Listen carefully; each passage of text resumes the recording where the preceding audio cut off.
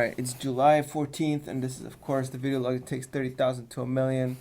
It's definitely going to happen. After I show you the account today, I'm going to go through some of the moves I made and show my positions, etc. And then I really want to talk about some interesting, first of all, news and events, and a couple of observations that I've made that it's a continuation on this thought that I've been having in the last couple of weeks about all the major companies and the direction they're taking.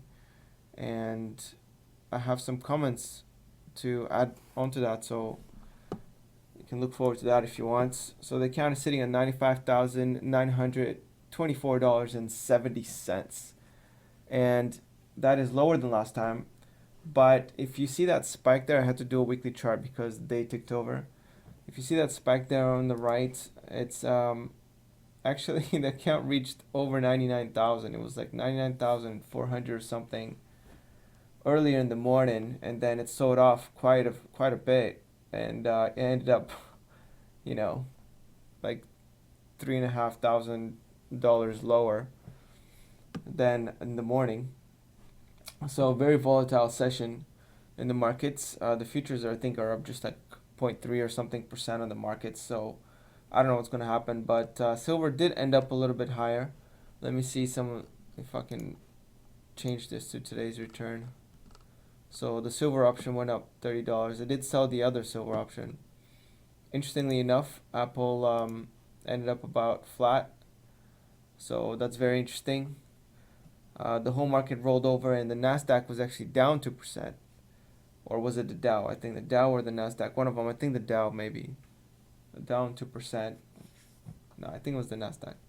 Anyway, as always here, you can scroll through. You can pause at any point in the video to see my exact positions. This is over here is the symbol of the company or ETF or whatever that I have a position against, and this is the strike price. In this case, $50 put, expiration date, number of contracts, and whether it's a sell or a buy. And of course, these are expiring at the end of the week, quite a few of them, and I'm looking forward to re-roll some of these contracts if they don't execute. This one will execute, energy transfer, and everything else I think is going to expire worthless by the looks of it. Maybe NYMT, I'm not sure. Now, if I look at the rest of the account, I can't look at the rest of the account because it's grayed out. It's not updating. So that's very interesting. Let's go to the account tab. And this is what it looks like. $7,000 cash. I'm ready to make it work for me. These are the positions here. Actually, this kind of makes sense except the CCJ. But this is kind of how big of a portion of the account Apple is right now. It's pretty large and in charge, and it's been gaining quite a bit. It reached as high almost $400 today. Let me click on the Apple chart, and oh, there we go, it revived itself. Over here, it reached almost $400 before it sold off quite substantially. Ended up in a negative territory at the end of the day. I woke up and I was like a couple grand up, and I was like, oh my gosh, what's going on here? So anyway, the rest of the positions, you can see this is my position, number of shares, the price. I'll do total return for today. Just by number of shares in the position, you can gather all relevant information that you might want about my positions. A lot of red. So if I just pause it right here on the screen, you can see it's a ton of red, and it's not very healthy, but it's okay. EXK up. Alright, Main, for some reason that went up. I don't know why. But I've been selling some puts on O, which is, I think is going to be one of the main, option revenue generators besides CCJ. CCJ is, of course, chemical. Now, these are my positions. Again, you can pause. Now I want to move on here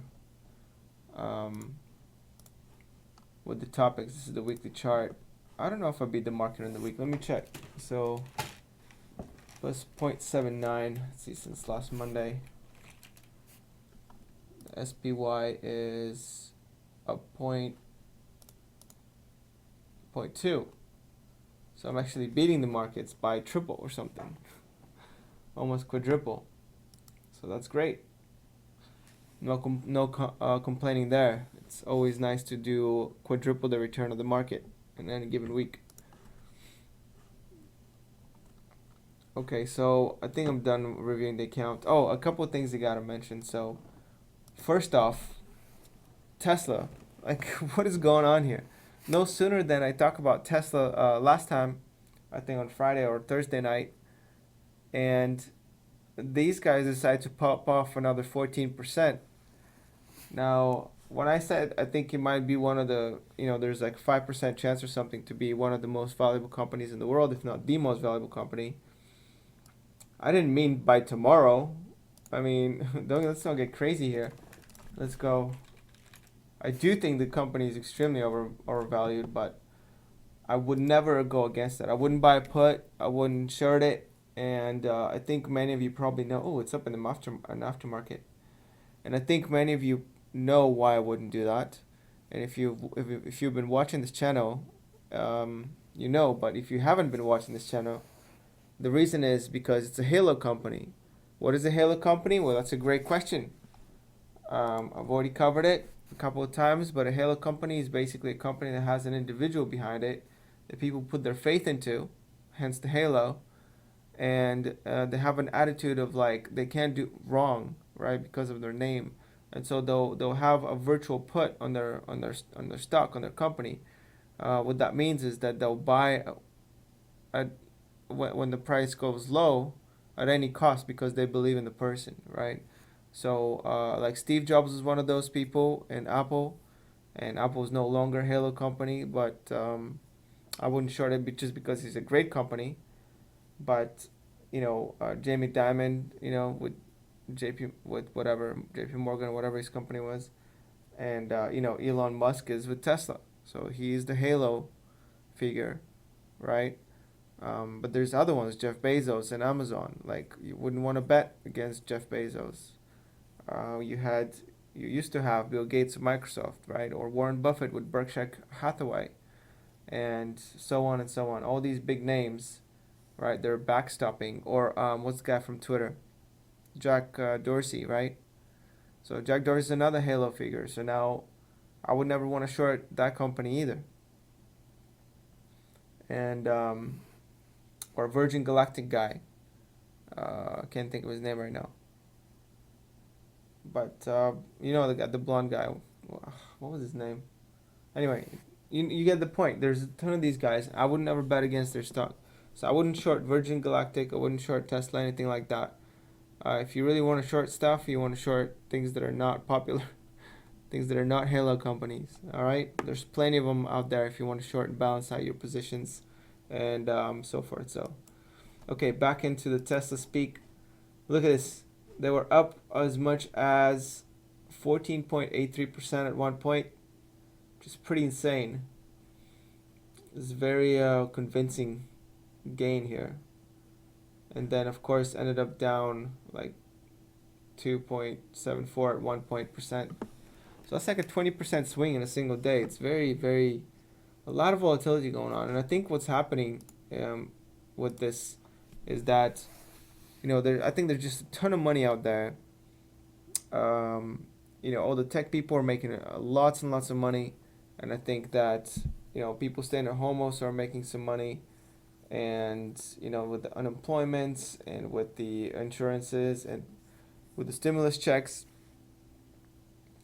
and with the extra tipping and everything, I mean, I think I know that a lot of people are worse off, but I'm just talking about as a total. Like, I'm one of those people, right? I'm making less money than I did before, but as a whole, I think there's just such a big cash infusion because and the savings rate of the average American has jumped from like 4% to 33%.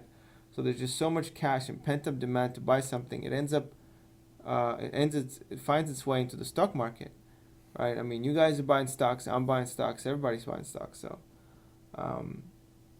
So there's a lot of hot money out there, and they're in a constant fight now between the inflow of money, right? The inflows, and also the fact that everything is overvalued. But if there's nothing else to buy, right? If everything's overvalued, what else are you gonna buy? I mean, you have to buy stocks. Like, what else are you gonna buy? You know, gold's pretty high right now. Like, treasuries, all-time highs or near all-time highs. You know, stocks all-time highs, near all-time highs. Housing's out of control, near all-time highs, right? There's literally nothing else that you can buy. So everything is kind of going up in unison. It could be a monetary phenomenon, if you will, but it doesn't really matter what the cause is. What matters is what the reality is. So this is the reality.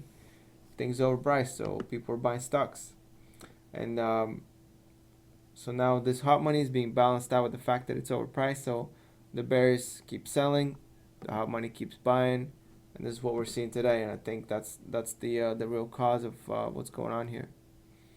I mean, obviously there was some news related to, the virus, but I think people are kind of tired of hearing about that now.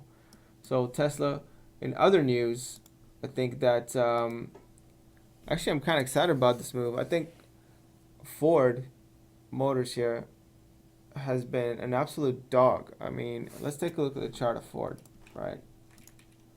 Symbol F. Last 5 years. Look at this. It's the ugliest thing I've seen. Okay, for a manufacturing company like Ford Motors, it's very ugly, consistently ugly. But what's happening here is that they unveiled the Broncos, and let me see. Actually, I think it was in the news here. Yeah, there it is. It's the first article in Robinhood, and they're trying to compete with like Jeep. Okay, so they're doing this kind of like open roof. You can see here, open roof kind of Jeep-like SUV. And I don't know, it looks cool. Like, I think people will actually buy a lot of those because they'll be cheaper than the Jeep, and they don't look too bad inside. I mean, the big screen. Oh, I'm getting ahead of myself. I don't want to show that yet. And yeah, so Ford actually making a move that I like for a change. I may even try to make a play on their stock because it's so cheap. But let's go into the bigger discussion that I wanted to share, right? So I've been going on this thought that all of the major companies in the world are basically doing the same thing, right? They got their proprietary software, they got their hardware device, and I talked about how Tesla's hardware device is their car, so it's like a $38,000+ of a hardware piece on wheels. So this is cool stuff, and so they have that going, and they start monetizing that, right? Monetizing their users. Another thing I didn't mention is that all these companies are into data storing, right? So let me show you just briefly, just to get an idea here. You have cloud storage users numbers. Okay, these are in the millions, and you can see how like Apple's up there, 300 million, and then Google Drive, 200. OneDrive is Microsoft, so, and then it's Dropbox. So you can see all these three big companies here, which are some of the biggest public traded companies. And of course, then we have the public cloud market, Amazon, of course, and then we have Microsoft and Google. Again, the three big players, and then we have Salesforce, IBM. But these three big players, right? They're dominating the data storage and cloud, and that's kind of like what I wanted to get at. And of course, we saw Amazon get into that game. I'm sorry, and Apple was in that game as well, and even Alibaba and Tencent, right? All these Chinese companies, they're doing it too. So what I want to say is that's just another element that all these companies are doing together. They're competing directly against each other in all these aspects, right? So it's just like tug of war. So what occurred to me, okay, my genius thought that I still haven't thought about how to implement it into my strategy or what I'm supposed to do with it, with this piece of information, but I'm making an observation that all of these companies are struggling to obtain a vertical monopoly. Okay, so what is a vertical monopoly? Well, that's a good question. Like, I'm glad you asked. So, a vertical monopoly is when a single company um, has complete control over every step of the process, of from the beginning till the consumer's hands. So, U.S. Steel did this. So they I don't know about all the details, but they own the furnaces and whatever, everything, every single little detail that it takes to produce steel and put it into consumers' hands, they own it. So I think all these companies are now, they can't make horizontal monopolies because that's too obvious, right? So what a horizontal monopoly is when one company owns the entire market at one level. So for example, Blockbuster video rentals used to be almost considered a monopoly because before it went out of business, it got kicked, went into bankruptcy because of Netflix. But it was almost considered a horizontal monopoly because it owned virtually all VHS rental tape stores, right? So if you wanted to rent a movie, you would have to basically go to Blockbuster. There's no other place to go. Okay,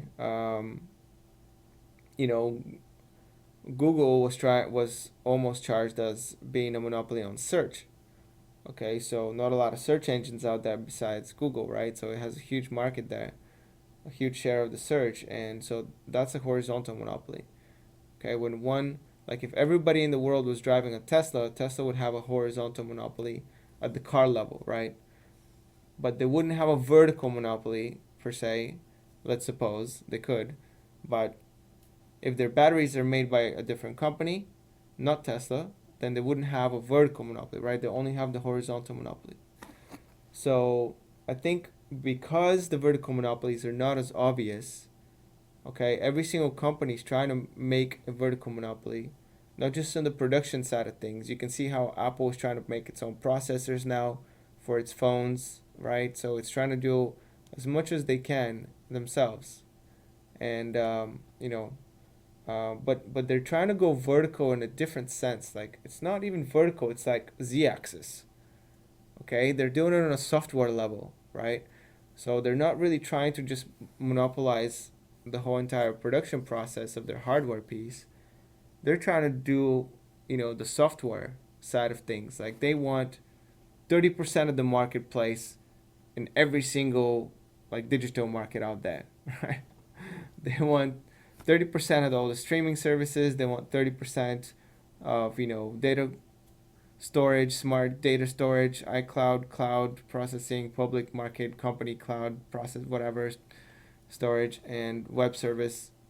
And then want like 30% of search engines. Facebook has a search engine, Amazon has a search engine, Google has a search engine, I think Apple has a search engine, right? They want 30% of all the platforms out there, right? Amazon has a platform, Facebook has a platform, Google has a platform, Apple has a platform. So they want 30% of that. And so they're kind of battling each other for who can be the biggest hidden monopoly, non-monopoly monopoly. Right? So this is kind of like this new like politically correct race for dominance amongst all these companies. So I don't actually see one company being dominant because they don't want to do it, right? It's too obvious, and people are just going to throw riots at them and split them up. So there's always going to be, it's going to be an oligopoly. Okay, it's going to be an oligopoly of all these companies for quite some time, and I think like three or four will be really the big main players at the end. But that's just kind of my prediction. I just don't really know what to do about that. I mean, these companies that I just mentioned, four, five, six big companies, already comprise like 20 plus 25% of the like S&P 500, right? Of all the all the companies out there. So they're already extremely dominant. But it looks to me like at least in the tech space, they can even get more dominant. As weird as that sounds. Of course, at some point, like with any other company, there's gonna be a new dog, a new player in the game. Like Tesla's kind of a new player in the software business right now, and I mean they really should consider my advice here and start using their platform to monetize the users and start developing get people to turn into a platform and get people to develop apps for their car, etc. But I mean that can be kind of dangerous. Maybe not literally get random developers to develop apps for the car, but um, they'll find a way. But my point is that there's going to be a new player, right? There's going to be new players that kick the old dogs, who are slow and not very adaptive to new environments, and that's of course is going to happen. But I wish that my observation of this vertical monopoly thing would actually lead to some kind of investment insight, but I just can't formulate it. Just can't formulate it yet, and I don't know how to use that to my advantage. So I'm gonna probably keep thinking about this and see if there's actually something to it. Um, I don't know. Have you had an observation about the market that you're trying to make work for you? Let me know. But that's mine. All right. And if you don't have anything better to say, if you watch this video all the way to the end, comment in the section the word, if you can spell it, oligopoly. If you can't spell oligopoly, that's fine. Don't comment. All right. That's it for now. Peace out.